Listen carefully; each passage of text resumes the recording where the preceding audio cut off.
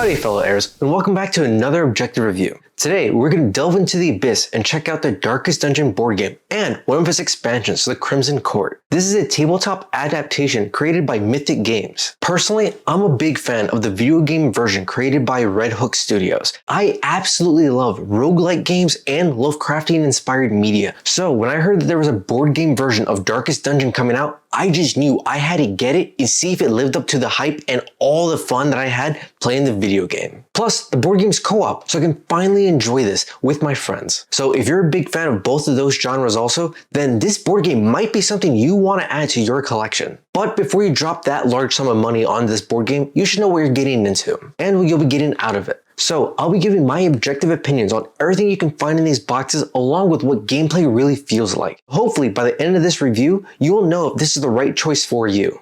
Let's get started. So if you're new to this franchise, you're probably wondering, what's the objective of Darkest Dungeon and what's it all about? In short, the Darkest Dungeon board game is a fully cooperative tabletop game where up to 4 players can work together to overcome 11 different quests and defeat 3 different bosses before being able to explore the Darkest Dungeon itself. Here's where we'll come face to face with our ancestor and one random eldritch horror that he's unleashed upon this world. So if you've played the game, it's essentially the exact same premise. Between each quest, we return back to the hamlet to either upgrade it itself or tend to our heroes, healing any wounds or stress they might have taken on during the dungeon, or fixing up their equipment so they're better prepared for the next quest. Everything about this game is very self-contained and very thoroughly explained. That way you don't need to have to play the video game to understand anything. Of all things, the only benefit playing the game gives you is that you understand what you're going into a little bit quicker, and all the mechanics come to you a little easier. Now, in spite of how complicated this game might seem, because of all the different components you utilize and organize and have to juggle, the rules and mechanics are really straightforward.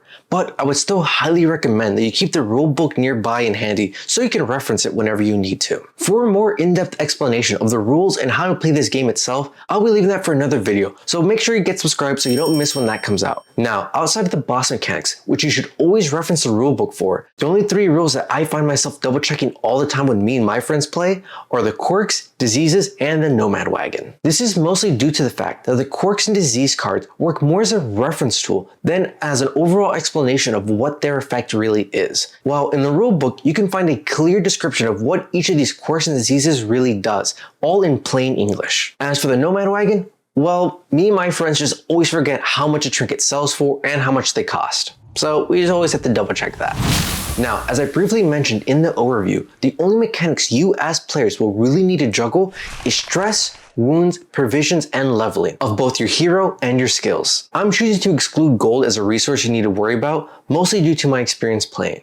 Me and my friends have had very few runs where gold is really a problem for us. But outside provisions, the other 3 are the only ones you truly have any control over, as this game relies heavily on luck and chance. Inside of a dungeon, there are only a few skills and very few opportunities that you will get as players to relieve your character's stress, which makes it very valuable to maintain that as low as you possibly can. Because the only time you will really be able to take care of this is during the hamlet phase after you leave the dungeon itself. As for wounds, well, it's pretty straightforward. You don't want to take a lot of damage, but it's not always something you can avoid. So if you can, I would highly recommend that you try to push all the damage onto as few characters as possible, because in the Darkest Dungeon, things snowball really quickly. But if you can't, it's not a big deal. There are so many different skills and so many different ways in the hamlet to take care of wounds that this really isn't that big a deal. It just costs a little bit of gold. Besides, just like in the video game, dropping down to 0 HP doesn't mean instant death. It just puts you at death's door, which means the next attack your character takes only has a chance of actually killing you. So, assuming good rolls, you'll be fine. As for leveling, well, this can only be done during the hamlet phase. And luckily, it doesn't cost a lot of gold either. The real problem with leveling is the fact that you have limited days in the hamlet phase, and you can only choose to level up 1 hero or 1 skill at a time for each day you're in the hamlet. Plus, there's a random chance that the caretaker can be in the guilds, preventing you from being able to level up at all. That's the hard part, really balancing who to level and when to level. As for provisions, this is all random. You don't really get to choose which provisions you have, and you can't keep any from the previous dungeon run, so if you got them, use them. And if you don't, do your best. Try to ration what you have as best as you can and make it last. but don't be afraid to utilize it. Now, for the Crimson Court, there are no new rules or mechanics introduced. The only new mechanics are the ones for the new bosses introduced in that expansion, which is really nice. So if you've played the video game version, you might have been expecting there to be the Crimson Curse and need to collect blood, but luckily we don't have that extra baggage here. Now, let's talk about one of the most important and one of my favorite parts about this entire board game itself, the components. Oh my god, everything looks so great. Every single card, character board, Hamlet piece, the miniatures. Oh my god, the miniatures look absolutely god tier. I love them. But before I get into all that, let's start with the outermost layer of this onion, the boxes themselves. The box art is absolutely beautiful for both the base game and the Crimson Court expansion. On top of that, the cardboard utilized is fairly sturdy, so they can definitely take a beating. When you crack open the core box, you will find everything nicely laid out and with enough space to fit the metric butt ton of components that you will be needing to play this board game itself. First, let's talk about the cards. There are so many different cards in this board game, from skill cards to trinkets to monster cards, all of which have different sizes, so it's pretty easy to know which card is what at a glance, which is really nice when it comes to setting up the game and putting it all back together at the end. When it comes to the art on all the cards, everything is absolutely beautiful. It is the exact same art style that they use in the video game version, which I absolutely loved. I cannot stress how beautiful these cards look. Everything is so well detailed. Oh, I love it. Now, with how much handling these cards will endure with even a single playthrough of this game, or even a single session of this game, I highly recommend that you get card sleeves for the cards themselves. Mythic Games sells sleeves for every single card and their specific sizes for about 95% of the cards you will find in this box, which is super nice. Sadly, the only cards that are left vulnerable are the dungeon room layout cards, but there are other ways you can protect those cards if you really want to. Plus, you'll be happy that you did so in the future after how many times you're probably going to be dying and playing this game anyways. Luckily, the core box does fit all the cards nicely, even when they're sleeved, so you don't need to worry about some other container to store all the cards in afterwards. Major bonus points for Mythic Games there. Before I move away from the cards, one pro gamer tip I have when it comes to storing and organizing the cards, assuming you don't have a 3D printer, would be to use a small clear rubber bands that you can use for your hair. These work absolute wonders when it comes to collecting all the cards and holding them together for both setup and storing away, without adding too much extra bulk or size to the cards themselves. Plus, they're cheap and you can buy them in bulk. Now, let's talk about the gameplay. How does it actually feel to play the Darkest Dungeon board game with your friends? Honestly, really borkin' fun. I absolutely love it. I'm having so much fun playing this game. It's everything I hope it would ever be. A punishing roguelike dungeon crawl that gives me and my friends tons of anxiety to bring us to the highest highs and the lowest lows throughout the entire session. Technically speaking, there are 3 different ways to play this game. There's the Radiant mode, normal mode, and the Stygian mode. And in spite of me and my friends playing on normal the entire time we've been playing, we've still yet to defeat the Darkest Dungeon itself. We've always fallen short just by that much every single time. When things are going good, things are going great. But at the same time, you have this giant building sense of anxiety, hoping that something bad doesn't happen to make it all crash down. Because you know, all it takes is one bad roll, one mistake, and everything goes away. Everyone is barely holding on. They have 1 HP, they're at max stress, everyone's about to have a heart attack, or both. And you're just like, please, just one more room. The greed takes over and you're like, we can do one more, please, before we dip. And you go through, nothing bad happens, you get your treasure, and you get out fast.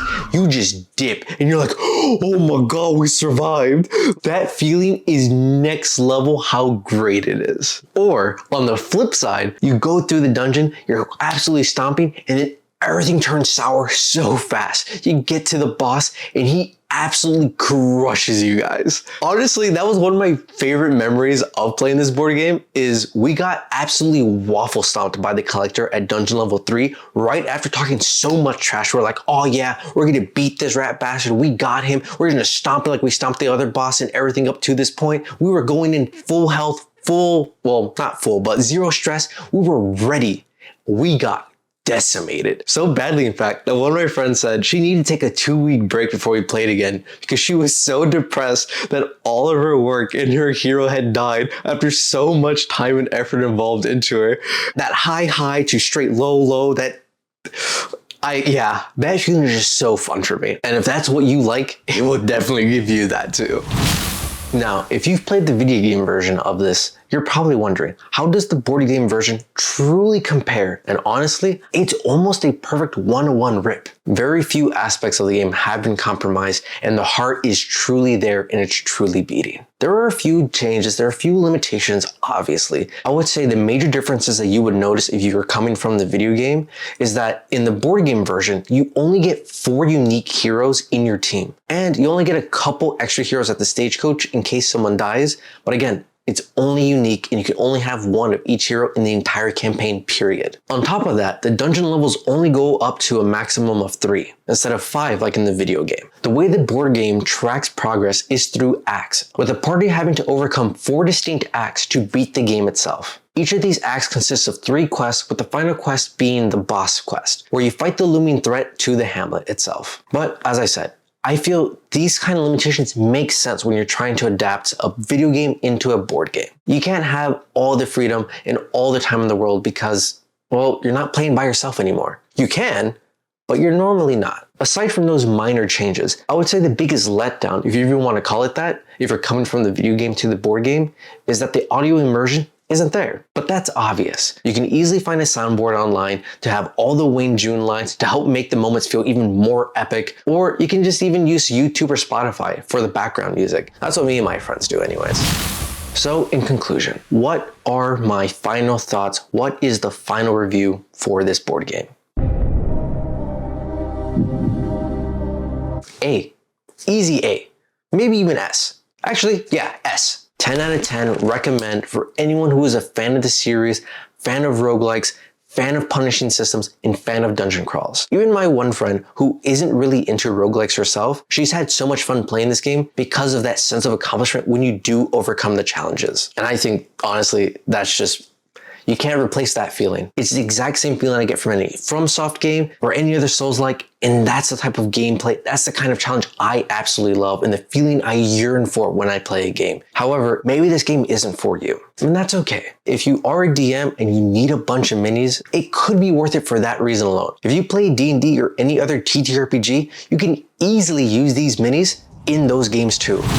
So if you found this video helpful and enjoyable, give this video a like and comment down below if you've played Darkest Dungeon before, what your favorite hero was. And if you haven't played it before, what's your favorite roguelike game? And if you'd like to know how to actually play the game itself, make sure you get subscribed so you don't miss out on my video fully breaking down how to play the game, along with some tips and tricks that me and my friends use when we play. But yeah, see you guys next time.